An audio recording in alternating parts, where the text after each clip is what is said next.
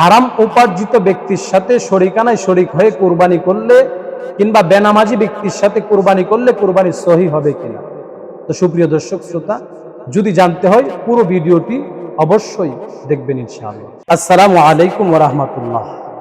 সুপ্রিয় দর্শক শ্রোতা, দেশ ও দেশের বাহির থেকে যে যেখান থেকে আমার এই ভিডিওটি প্লে করেছেন সকলকে জানাই আন্তরিক মোবারকবাদ। সুপ্রিয় দর্শক শ্রোতা, এক ভাই জানতে চেয়েছিলেন যে হুজুর, আমরা 6 শরিক কিংবা 7 শরিকে কোরবানি দিই, কিন্তু যখন কোরবানির অংশীদারদেরকে একত্রিত করেছি আমরা তখন জানতাম না যে আমাদের 6 জনের একজনের টাকা হালাল না হারাম। এটা আমরা কুরবানি করার পরে জানতে পেরেছি। এখন জানার বিষয় হচ্ছে আমাদের কুরবানিটি সহি হবে কিনা। তো সুপ্রিয় দর্শক শ্রোতা, সে ভাইয়ের প্রশ্নের উত্তরটি সংক্ষিপ্তভাবে আমি আপনাদের সামনে উপস্থাপন করব ইনশাআল্লাহ। সুপ্রিয় দর্শক শ্রোতা, প্রথমেই আমরা জেনে নিচ্ছি ইবাদত কবুল হওয়ার জন্য পূর্ব শর্ত হচ্ছে আপনাকে হালাল রিজিক ভক্ষণ করতে হবে। ইবাদত কবুলের পূর্ণ শর্তই হচ্ছে হালাল রিজিক ভক্ষণ করা। এখানে স্পষ্ট হয়ে গেল ইবাদত আল্লাহ তাআলার কাছ পর্যন্ত পৌঁছানোর জন্য আপনাকে হালাল রিজিক, হালাল উপার্জন আপনাকে গ্রহণ করতে হবে।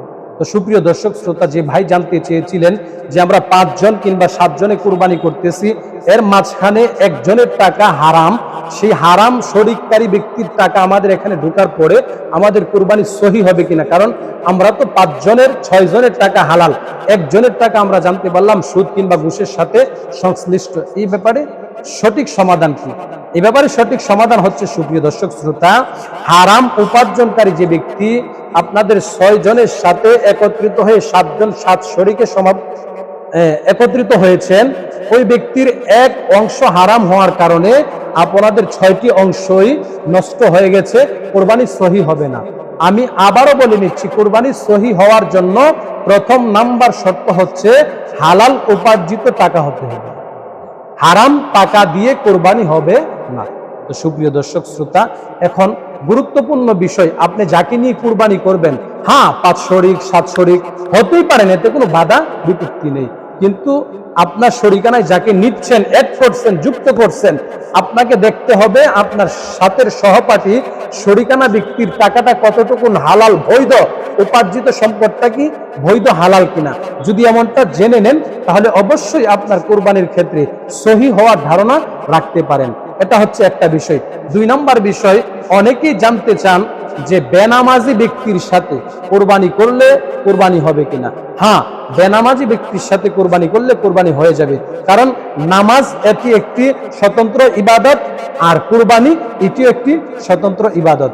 কেউ নামাজ পড়লো কুরবানি করলো না, কুরবানি করলো নামাজ পড়লো না, এটা হচ্ছে তার ব্যক্তিত্ব, এটা তার ব্যক্তিগত অবস্থান। আর ব্যক্তিগত অবস্থানের উপর ভিত্তি করে আপনার কোরবানির উপর কোনো সমস্যা নিষেধাজ্ঞা আসবে না। কেন আসবে না? কোরবানি তো এটি একটি স্বতন্ত্র ইবাদত, তিনি করলে তিনি এটার উত্তম যাজা পাবেন, তিনি নামাজ পড়লে তিনি এটার উত্তম বদলা পাবেন। হ্যাঁ, জরুরি হচ্ছে আল্লাহ তাআলা নিজেই বলেছেন, ফাসাল্লি লিরাব্বিকা ওয়ানহার। কুরবানি আর নামাজ দুইটা একই সুতায় গাঁথা। নামাজ যাকাত যে সুতায় গাঁথা, নামাজ কুরবানি একই সুতায় গাঁথা। তো অবশ্যই কুরবানি দাতা যিনি হবেন ওনাকে নামাজি হতে হবে, এটাই জরুরি, এটাই একবারে বাধ্যতামূলক মনে করা। তো সুপ্রিয় দর্শক শ্রোতা, আশা করি এই সংক্ষিপ্ত প্রশ্নের উত্তরগুলো আপনারা বুঝতে পেরেছেন।